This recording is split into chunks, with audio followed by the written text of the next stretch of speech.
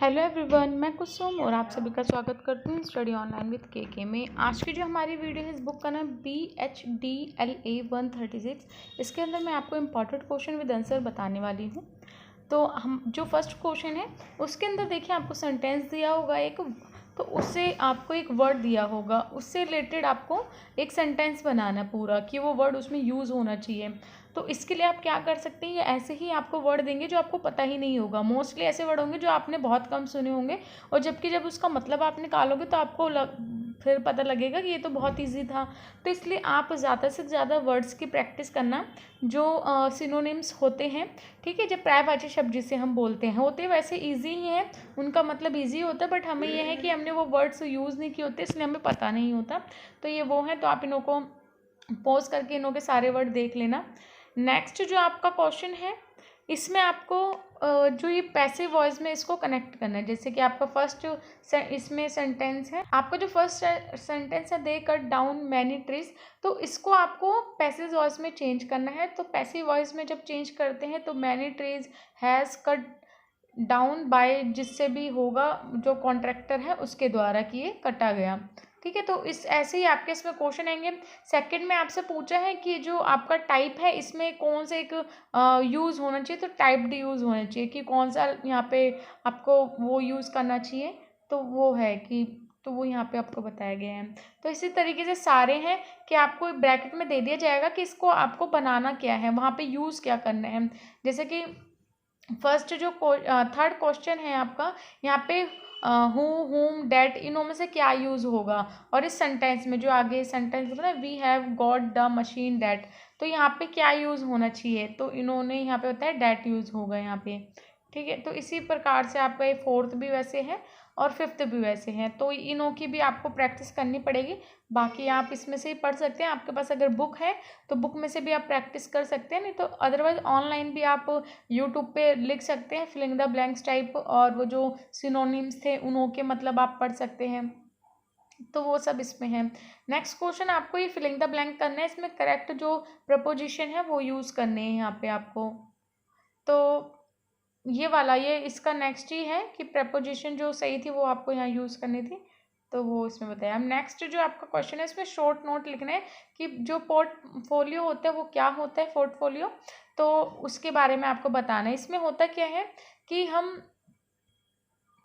तो इसके अंदर बेसिकली क्या होता है कि आप है ना कलेक्शन करते हैं अपनी चीज़ों की, जैसे कि आपने कुछ भी इन्वेंट किया है, आपने कुछ भी बनाई है न्यू चीज़, तो आप किसी को उसको प्रेजेंटेज करोगे या किसी को दिखाओगे, तो एक कलेक्शन करके रखोगे ना। जैसे कि समझ लो मैं एक फ़ोटोग्राफ़र हूँ, ठीक है, तो मैंने बहुत अच्छी अच्छी फ़ोटोज़ क्लिक की होंगी कहीं अच्छी अच्छी जगहों की, तो मैं उनको एक कलेक्ट करके रख दूँगी, कलेक्शन कर लूँगी उनका कि ये मैंने अच्छी अच्छी फ़ोटोज़ खींची है, तो कभी किसी को दिखानी होगी तो मैं उन्हों को उसमें से दिखा दूँगी कि ये काम मैंने पहले किया है। इसी तरीके से अगर मैं वेब डिज़ाइनर हूँ तो उसमें भी ऐसे ही सेम होता है कि हम अपना कलेक्शन जो जो मैंने वेब डिज़ाइनिंग की होगी उसके ऊपर जो भी मेरे कलेक्शन होंगे, जो जो मैंने उसमें डिज़ाइन बनाए होंगे न्यू, तो वेब डिज़ाइनिंग की होगी, नए नए जो मैंने पेज बनाए होंगे, नई वेबसाइट बनाई होगी, वो सब उसमें मैंने एक जगह उसको कलेक्ट कर लेते हैं। एज अ सैम्पल आप समझ सकते हैं, एज अ सैम्पल हम उसको सब चीज़ रख लेते हैं कि कभी हमें फ्यूचर में किसी को दिखानी हो, कहीं इंटरव्यू के लिए जाना हो जॉब के लिए, तो हम उसी को ही दिखाते प्रेजेंटेट करते हैं, तो वही आपका पोर्टफोलियो होता है। तो ये सब आप इसको पोस्ट करके यहाँ से पढ़ लेना। अब इसके अंदर ये पॉइंट्स बताए गए हैं, तो पॉइंट्स को ये मैंने डबल हैश से वो भी कर रखे ताकि आप इसको ऐसे इंटरव्यू के दौरान जो हम दिखाते हैं उसके स्टेप बताने की कैसे हम दिखाते हैं। प्रोफेशनली होना चाहिए, ठीक है, बाइंडर जो आप उसको कलेक्ट कर रहे हो प्रोफेशनली होना चाहिए पूरा, ऐसे नहीं कि आप किसी भी चीज़ में ले जा रहे हैं।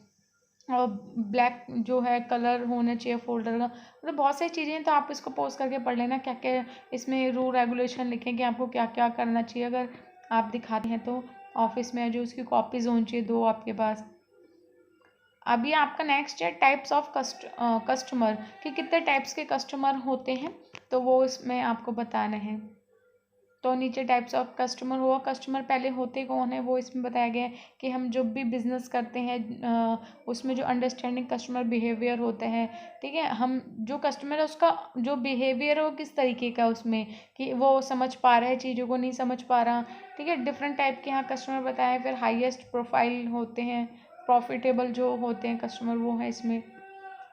अब यहाँ पे टाइप ऑफ कस्टमर है, एक लॉयल कस्टमर होता है जो बहुत लॉयल होता है अपने काम के प्रति, अपने हर चीज़ के लिए, तो वो उसमें होता है। इससे क्या होता है कि जो कंपनी का प्रॉफिट है वो भी बढ़ जाता है, क्योंकि जब लॉयल कस्टमर होंगे सारे तो अपने काम के प्रति बहुत लॉयल होंगे, कंपनी का प्रॉफिट जो है बढ़ जाएगा। तो इसी तरीके से पूरा है। डिस्काउंट कस्टमर होते हैं, तो ये आप इनों को पोज करके पढ़ लेना है। सारे कस्टमर के टाइप हैं, आपके एग्जाम में आ सकते हैं, तो इनको कर लेना।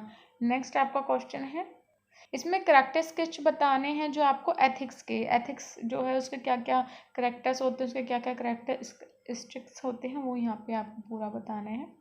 उनके कैसे एटीट्यूड होता है, सॉफ्ट स्किल वाले होते हैं, उनमें क्वालिटी होती है, डिसिप्लिन होता है, ये सब चीज़ें इसमें बताए। टीम वर्क होता है।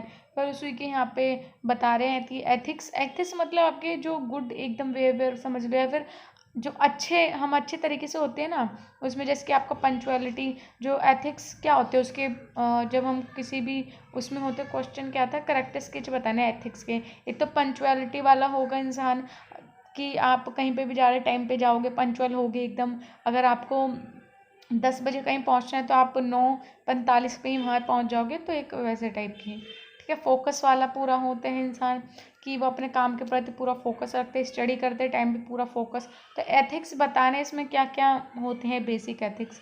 ठीक है, यहाँ पे पूरा फिर बताया गया है आपको, आप इसको पॉज करके पढ़ सकते हैं। उसमें डेडिकेशन होती है काम को करने के लिए, कि जो पूरी इच्छा चाव से जो हम करते, लगाव से वाला। प्रोफेशनलिज्म होता है। ठीक है, वो यहाँ तक हो गया हमारे। कौन सा पॉइंट था, 4th है ये, इसका फिर 5th पॉइंट है।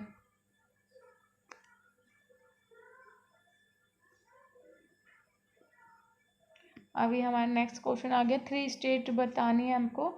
जो स्टेजेस, जब हम प्रेजेंटेशन करते हैं उसके 3 स्टेज कौन कौन सी होती हैं। तो प्रेजेंटेशन भी ये होता है, देखिए पोर्टफोलियो जो है वो डिफरेंट है, उसमें हमने जो जो काम किया होता है, इन्वेंट किया होता है, उसको हम एक कलेक्ट करते हैं। पर प्रेजेंटेशन में क्या होता है, जो हम माइक्रोसॉफ्ट पे, पीपीटी पे, या फिर किसी पे भी हम प्रेजेंटेट करते हैं ना, कोई भी हमने कुछ हमें किसी को कुछ समझाना है, तो हम एक प्रेजेंटेशन बनाते हैं पूरी। ठीक है, उसमें पहले हमारा टॉपिक क्या है वो रखेंगे, उसको किस तरीके से रखना है, उसका वेदर क्या रखना है, सब कुछ, तो वो सब हम प्रेजेंटेशन करते हैं। तो उसके यहाँ पे वो पूछें कि उसके कितनी स्टेज होती है, तो यहाँ पे स्टेज बताई गई। पर इंट्रोडक्शन होता है, हम इंट्रोडक्शन देखते हैं 5 मिनट तक, जो भी हमारी प्रेजेंटेशन होती है उसको बताते हैं, सब कुछ टॉपिक है, लेंथ कितनी है, ये सब। सेकंड स्टेज होती है उसमें, जिसमें कि हम विजडम के बारे में अपने शेयर करते हैं, नॉलेज जो होती है, एक्सपीरियंस जो होता है, वो सब चीज़ें शेयर करते हैं, डिस्कस करते हैं पॉइंट्स को वहाँ पे।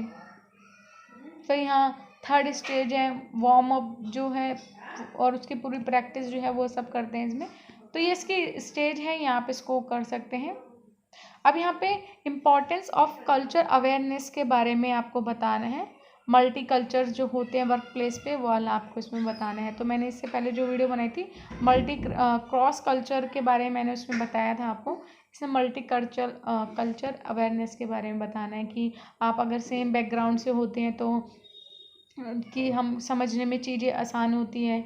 ठीक है, कॉन्फ्लिक्ट, अब यह है कि जब हम डिफरेंट उसके होते हैं कल्चर के, तो कॉन्फ्लिक्ट होता है, एटीट्यूड होता है, ये सब चीज़ें होती हैं। तो यहाँ पे इसको पोस्ट करके पढ़ लेना, और बाकी इसमें बताए गए हैं कि इसके पॉइंट्स बताए गए, इन्हों को आप पढ़ोगे तो जल्दी समझ जाओगे।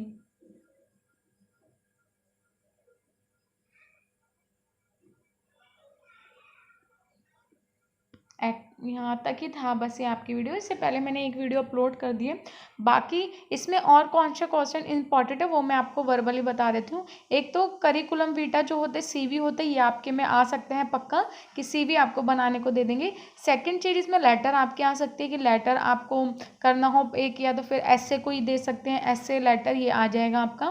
पैसेज तो आपका आ ही सकता है, पूरा इसके चांस है। थर्ड चीज़, आपके जो राउंड्स होते हैं वो भी आ सकते हैं। जो राउंड हम होते हैं ना, जैसे कि हम बात करते हैं किसी से, नॉर्मल कन्वर्सेशन स्टार्ट करते हैं कि हे राहुल कैसे हो, हाउ आर यू बोलते हैं, what about you, I am fine, ऐसे स्टार्ट करते हैं पूरा। तो ये भी आ सकता है इसमें। प्लस आपके रिज्यूमे के बारे में कुछ पूछा जा सकता है, रिज्यूमे नॉर्मल सा आ सकता है, करिकुलम वीटा बता दिया, और मैं आपको बता दूँ क्या आ सकता है इसमें, तो आपके में बस यही क्वेश्चन आ सकते हैं। और बाकी वर्क प्लेस के ऊपर आ सकते हैं कि जो आपका वर्क प्लेस है उसमें वर्क प्लेस के ऊपर कम्युनिकेशन कैसा होना चाहिए, मार्केटिंग वाले क्वेश्चन आ सकते हैं इसके अंदर।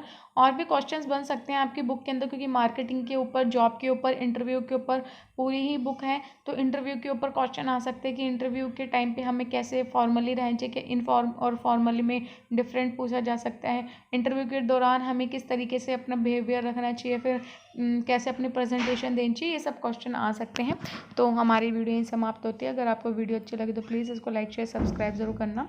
और अगर आपको इसकी PDF लेनी होगी तो उसके लिए आप मेरे को व्हाट्सअप कर देना। PDF के कुछ चार्जेस हैं, तो आप मेरे से PDF भी ले सकते हैं। तो चलिए अब हम मिलते हैं नेक्स्ट वीडियो में। धन्यवाद।